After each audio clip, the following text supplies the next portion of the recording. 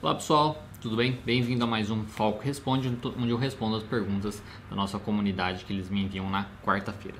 Se você tiver alguma dúvida que você gostaria que eu respondesse nesse quadro que vai ao ar aos sábados no nosso canal e depois de uma semana vai lá no nosso podcast, você pode enviar na quarta-feira pelo nosso Instagram, Terapia Cognitiva Online, onde eu mando no Stories lá perguntas e respostas para o pessoal me enviar, ou através do nosso canal também, do canal do YouTube. Se você for inscrito no canal, você vai receber uma notificação, né, uma postagem escrita pedindo para me enviarem pelos comentários. Se você tiver também alguma dúvida rápida, né, que você gostaria que eu respondesse, que fosse uma coisa um pouco mais rápida, toda segunda-feira eu mando também lá no Stories do Instagram perguntas e respostas, onde eu respondo ali entre segunda-feira à noite e terça-feira de manhã de uma maneira mais rápida. Ok? Então vamos continuando, né? Esse quadro, vamos à primeira pergunta.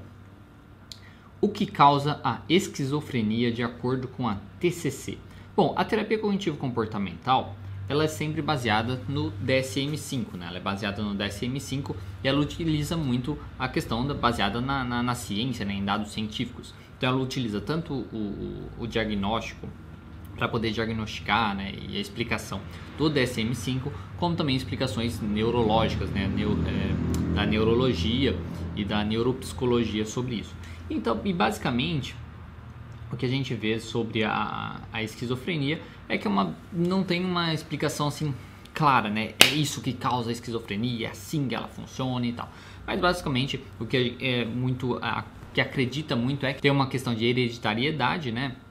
Uma questão genética, digamos assim. Então, se você tiver ali parentes, né, pessoas na família que tenham esquizofrenia, você tem mais predisposição a desenvolver esse transtorno. Tem questões ambientais envolvidas também, onde falam que às vezes pais que têm filhos, pais mais velhos, né, que têm filhos, isso aumenta um pouquinho a probabilidade disso acontecer. Problemas também na gestação, problemas no pós-parto, enfim, várias questões assim ambientais também estão envolvidas aí no aparecimento, no caso da esquizofrenia. Às vezes falam até que às vezes algumas infecções no cérebro podem causar também esquizofrenia. Então, como eu disse, não é uma coisa assim exatamente, não é isso que causa. São muitas coisas variadas que podem fazer o indivíduo desenvolver um transtorno aí de esquizofrenia. E o funcionamento dela, ele funciona muito na questão mesmo do cérebro mesmo, né? Então são problemas que ele tem no encéfalo, né? Então ele vai ter ali mudanças, alterações dos neurotransmissores, alterações nas respostas que ele tem ali no funcionamento do cérebro, que vai causar os sintomas então da esquizofrenia. Aí quando causa esses sintomas, que a gente pega ali e separa por sintomas positivos e sintomas negativos, causando esses sintomas, aí entraria no caso a terapia, né? Porque acaba fortalecendo ele, tendo as alucinações, por exemplo, ele cada vez que ele evita, né, tem os comportamentos baseados nas alucinações e delírios, fortalece aquela crença dele, e aí vai fortalecendo, ele vai se mantendo nisso. Então, eu não sei os detalhes na questão dos neurotransmissores, do funcionamento cerebral, porque até mesmo não é uma coisa que eu não trabalho com neuropsicologia e não é necessariamente necessário, porque a gente trabalha mesmo com os sintomas. Então a gente focaria na parte do tratamento, o que a gente foca é nesses sintomas. Então a gente trabalha em cima das alucinações, em cima dos delírios, fazendo questionamento sempre com muito cuidado, né? Porque é um sujeito, normalmente um indivíduo um pouco, claro, mais paranoico, mais complicado assim. Por isso tem que ter uma ótima relação terapêutica com aquele paciente, para que ele consiga confiar, né, nos seus questionamentos, que não fique tão desconfiado assim, né, de você. Então a gente trabalha em cima desses sintomas, dos sintomas positivos e também dos sintomas negativos, onde às vezes o sujeito se exclui mais, né, se isola, fica mais para baixo, tem uma questão mais depressiva, mais desanimada e tal. Então a gente trabalha em cima disso também, estimulando o sujeito a interagir mais e se pôr, né, se portar no mundo e se comportar de uma maneira mais funcional perante o mundo e as pessoas, para dar um feedback positivo para ele mudar isso. Então, o que a gente foca na terapia cognitiva, no tratamento, é em cima dos sintomas. Então, porque essa parte da questão genética, creio não, isso a gente não tem como mudar, né? Então, aí não faz nada. E quando a gente fala da parte dos neurotransmissores, da alteração mesmo, né, neuroquímica, enfim, do cérebro, isso vai ser trabalhado com as medicações. Então quem vai ver isso é o psiquiatra ou o neurologista e por aí vai, ok? Não sei se é isso, exatamente isso que você gostaria, né, que eu falasse, mas não tem muito uma explicação, pelo menos quando eu pesquiso, né, de terapia cognitiva e esquizofrenia, o que aparece mais é a questão mesmo do tratamento, né, como a gente trabalha isso. Algumas pessoas, o que elas falam é que a ideia, por exemplo, das alucinações, vamos por alucinações de escuta, né, então escuta alguém falando alguma coisa, faz isso, faz aquilo e tal, como se fossem os pensamentos automáticos do indivíduo, que em vez de simplesmente aparecerem como pensamentos, vêm como alucinações, né? Então, o pensamento de, às vezes, não sou capaz, né? Em vez de aparecer, não sou capaz, vem uma alucinação, né? Ele escuta, por exemplo, você não é capaz, você é um merda, coisas nesse sentido, você tem que fazer isso, eu tenho que fazer aquilo. Então, algumas pessoas têm essa teoria, como não tem muito como você comprovar isso também, né? Mas é basicamente isso. Não sei se, como eu disse, não sei se é isso que você gostaria que eu falasse, porque não tem uma explicação, pelo menos eu pesquisando rapidamente, eu nunca encontro isso. Eu sempre encontro a parte mesmo de tratamento, como tratar a esquizofrenia. Porque, como eu disse, a terapia cognitivo-comportamental ela se baseia no DSM-5 e nas questões científicas que a gente conhece por aí.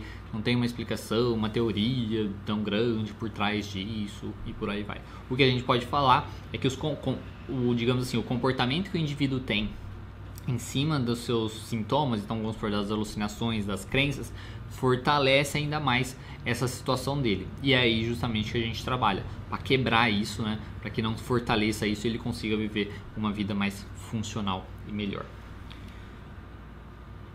Olá, próxima pergunta. Olá, como aproveitar ao máximo a terapia? Bom, se você está falando aí de como paciente, né? Se você for paciente, uma maneira de você aproveitar ao máximo a terapia é indo na terapia, certo?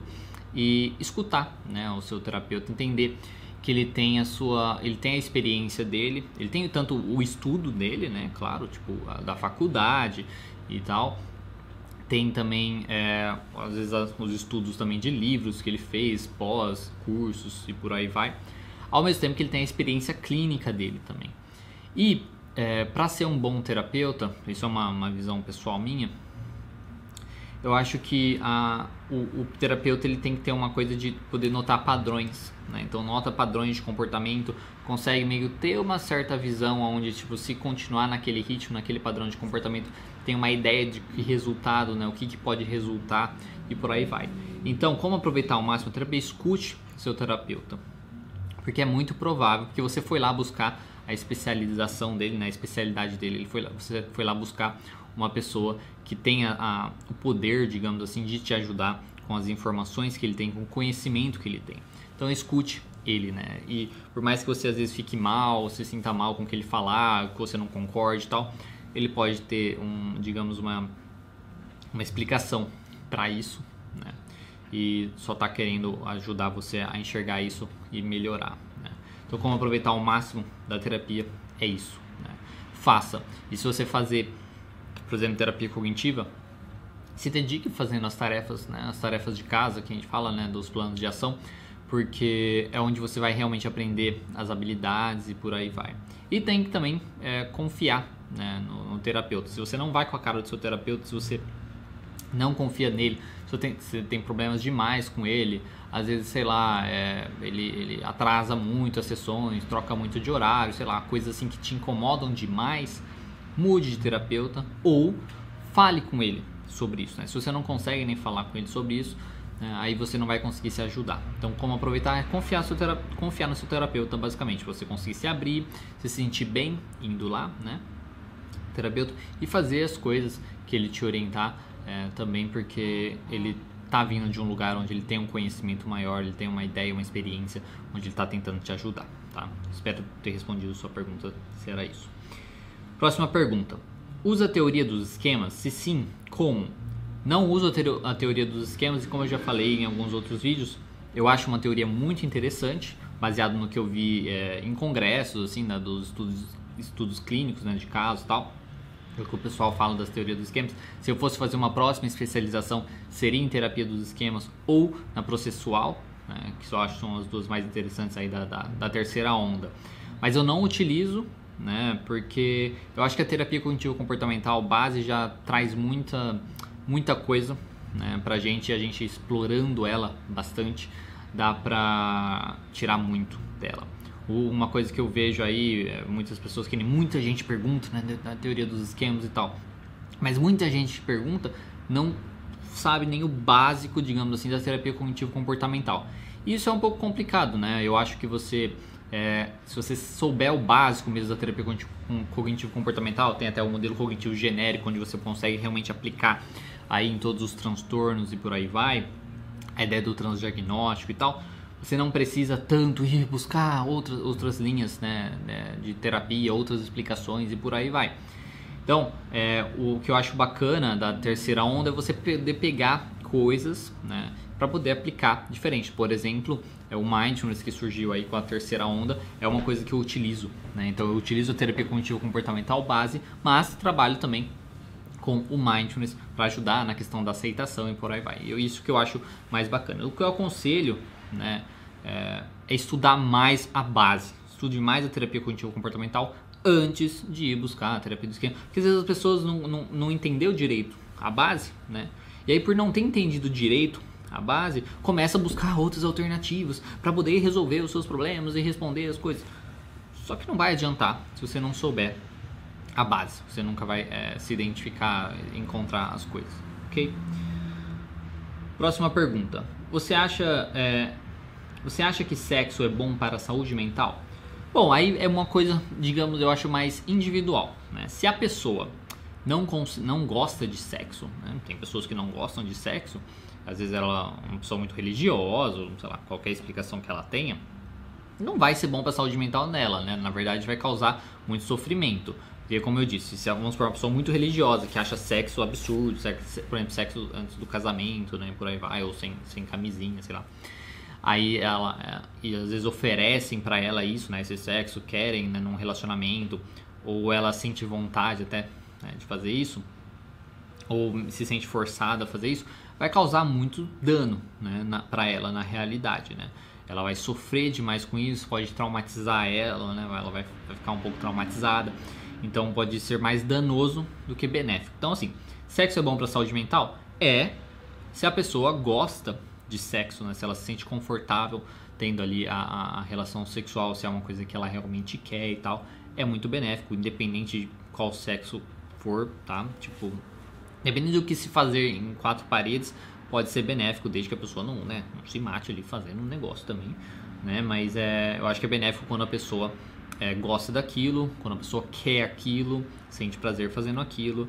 Então, sendo consensual, né, digamos assim, é muito bom sim. Quando não quando a pessoa não quer aquilo, quando a pessoa acha errado de alguma maneira e tal, eu não tô nem aqui pra falar assim, é errado achar errado, né, porque daí é das crenças da pessoa. Se ela acha errado, ele é forçado a fazer isso de alguma maneira e tal, ela vai ser mais danoso, né, ela vai ser terrível pra ela. Então, basicamente a resposta é depende. Próxima pergunta. Como ajudar no processo de término de relacionamento e autoestima rebaixada?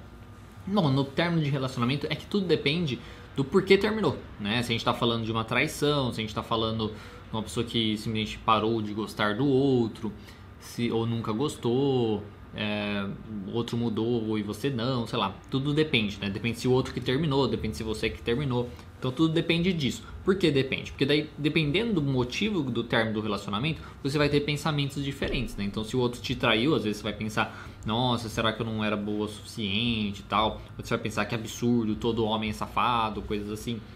Se for por você não gostar mais da pessoa, você que terminou, você vai falar, nossa, será que por que eu não gosto mais dele? Será que tem alguma coisa errada comigo, né? Então, vai tudo depender do seu pensamento sobre aquele término, né? Então, como a gente vai ajudar no processo do término do relacionamento?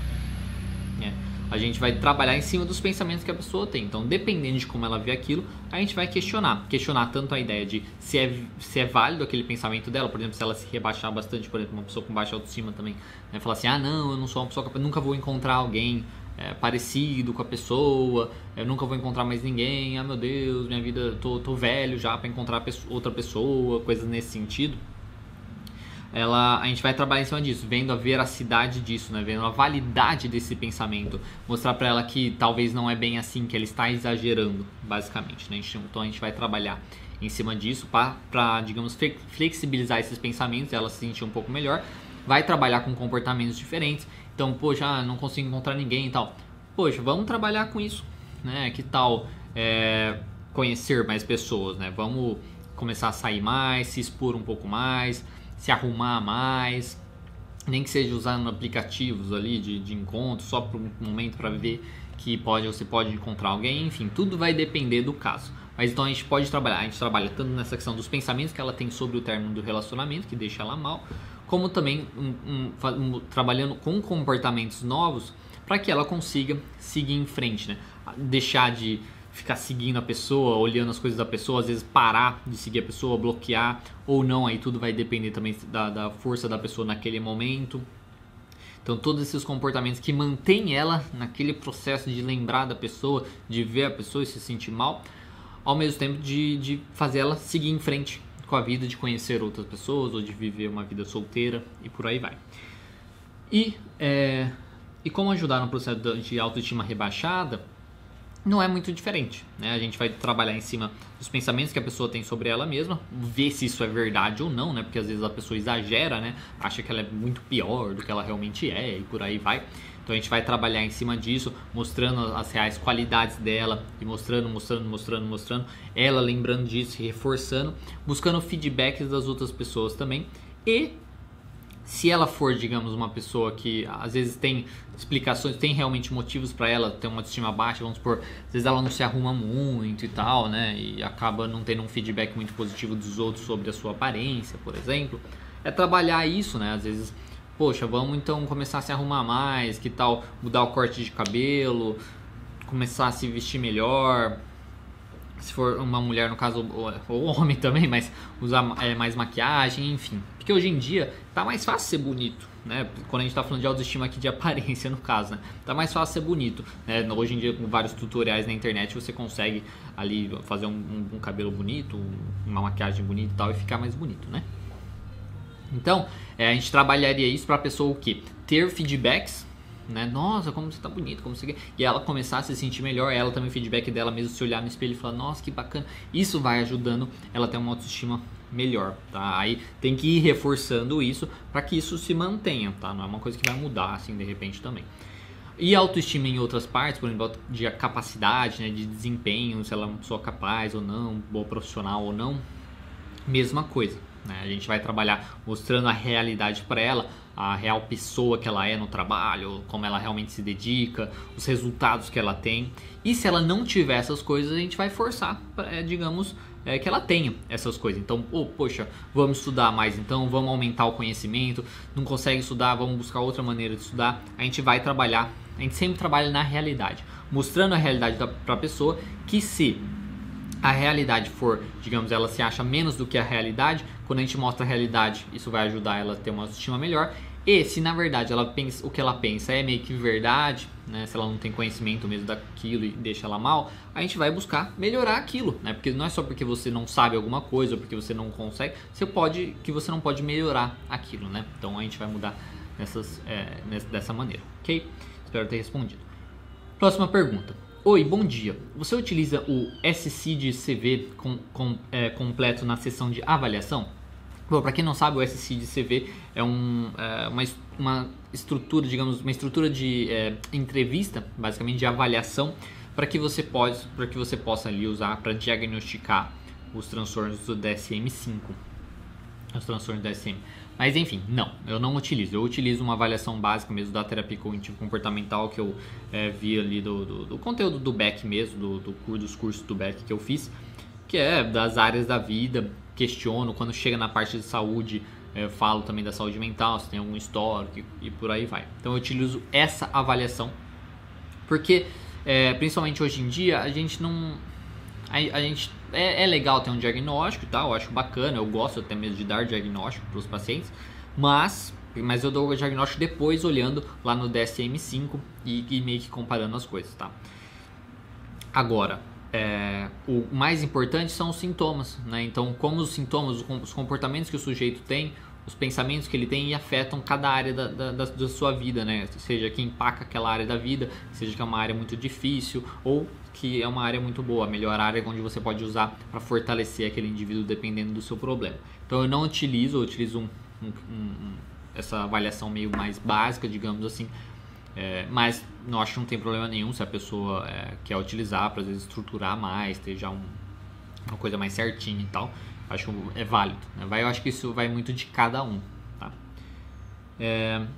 Próxima pergunta. Buscar terapia cognitiva pode me ajudar a ter mais autoconhecimento? Com certeza, né? Porque na terapia cognitiva é o que a gente fala, ela se baseia no modelo cognitivo, que é a situação que gera pensamentos automáticos que geram então reações, que é uma emoção, um comportamento e uma resposta ideológica. Com a terapia cognitiva a gente vai te ajudar a descobrir basicamente quais são os seus pensamentos automáticos disfuncionais que mantêm você em qualquer problema que você tenha, tá? Então, problema de relacionamento, problema com os amigos, né, na família, problema no trabalho, por aí vai, problema com você mesmo.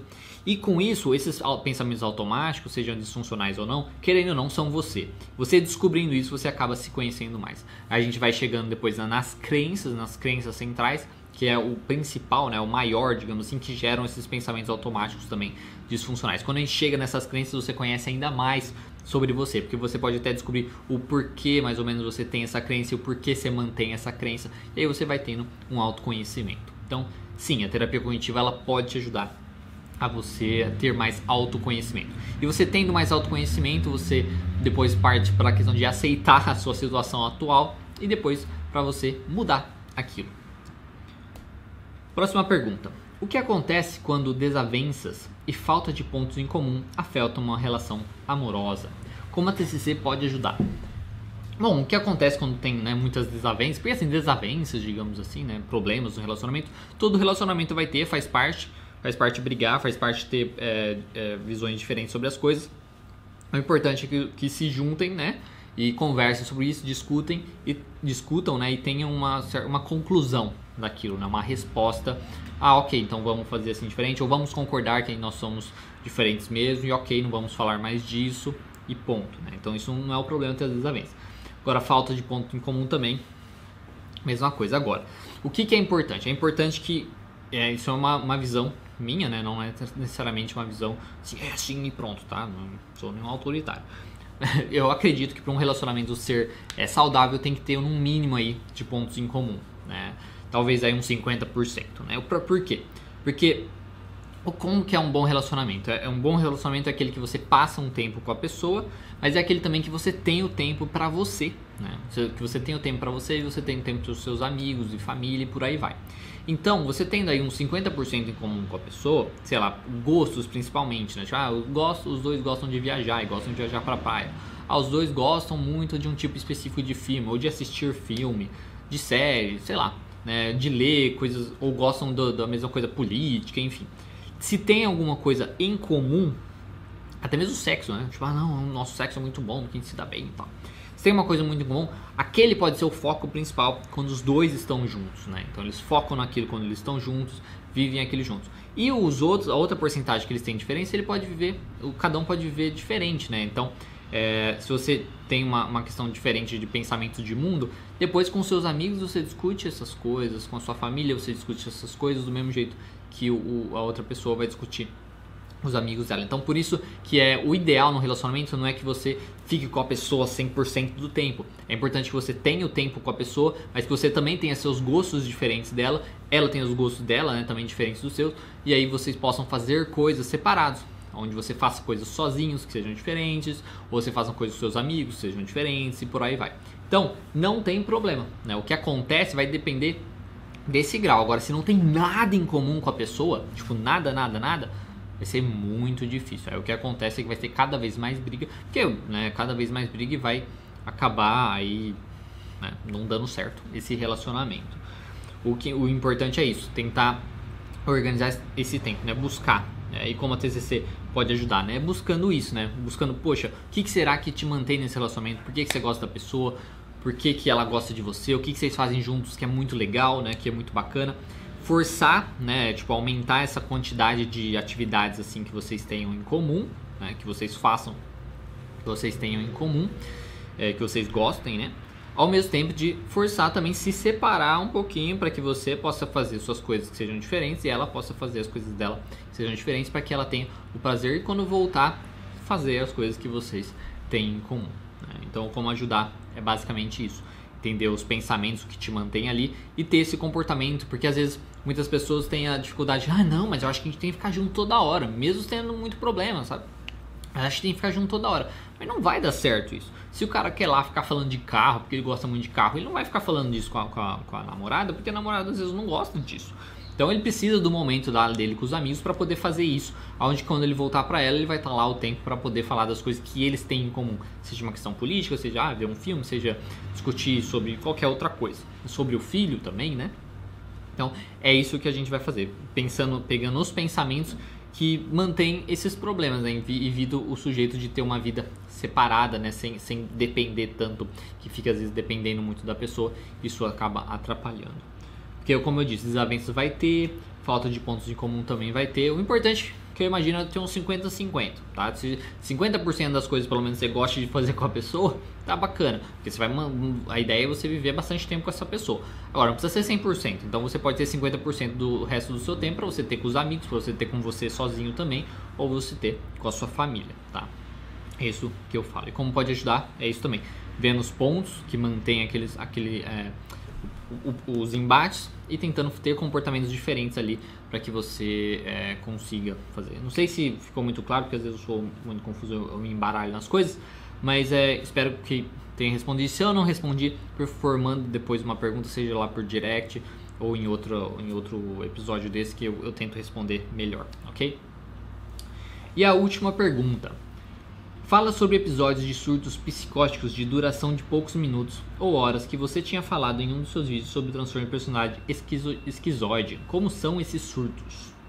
Bom, esses surtos psicóticos breves são nada além dos surtos psicóticos normais. A única diferença é a sua quantidade de tempo. Existe o transtorno de surto psicótico breve, mas esse aí ele tem que durar em menos de um mês. Mas esse que eu falei, né, do transtorno dos esquizoides, o transtorno esquizoide, né, de personalidade, é um surto que realmente dura aí de 10 minutos, 20 minutos, pode durar até, sei lá, 1 hora e tal, mas tudo tem a ver com o transtorno, né? Não é porque ele tem uma psicose, uma coisa nesse sentido. É que o transtorno de personalidade esquizoide, ele tem um pouquinho, né, um pezinho ali, né, digamos assim, tanto é pelo nome de ser esquizoide. Mas como esse surto funciona, como todos os outros surtos, a única diferença é a sua, digamos, janela de tempo de duração, né, basicamente. Mas como que ele é? São as alucinações, que são a gente ouvir coisas, né? Então, ouvir coisas, ver coisas que não estão ali. Os delírios, que é ter uma crença muito forte de que alguém está tentando te prejudicar. Uma crença do funcionamento do mundo, sobre as pessoas e por aí vai, que vai um pouquinho além, né, de crenças comuns assim da pessoa. Então, essas crenças disfuncionais também, bem fortes. Tem também, que são os delírios no caso, né? Os delírios são essas crenças. Então, as alucinações, delírios, tem uma memória ruim, também prejudica um pouquinho melhor a memória. Uma desorganização ali nos pensamentos, uma desorganização na fala e por aí vai. Então, esses surtos são isso, né? São iguais os surtos que existem, surtos psicóticos, por exemplo, no transtorno de surto psicótico breve, que dura aí menos de um mês, que a pessoa às vezes tem frente a um grande trauma, né? Se alguém morreu, um estresse muito grande que a pessoa passa também, isso pode causar. Tem também casos de pessoas no pós-parto de algumas mulheres, né? Elas podem desenvolver isso. E como também a psicose ali nos transtornos mais graves, como a esquizofrenia, né, que ela tem. Então, tudo envolve isso.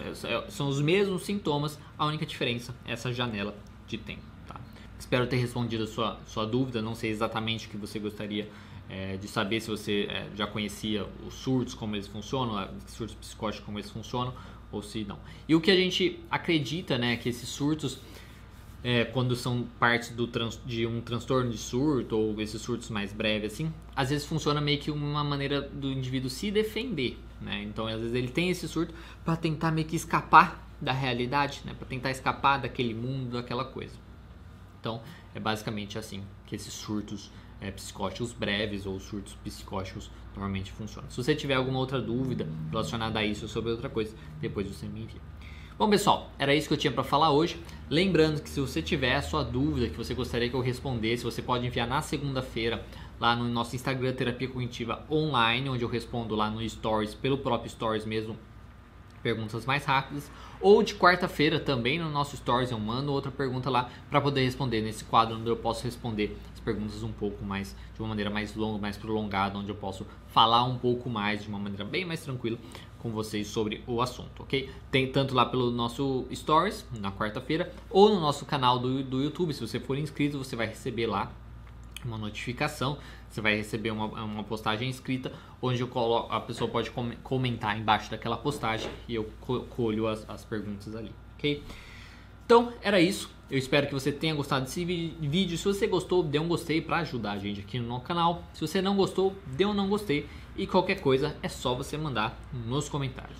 Muito obrigado pela sua visualização, pela sua audiência e até mais.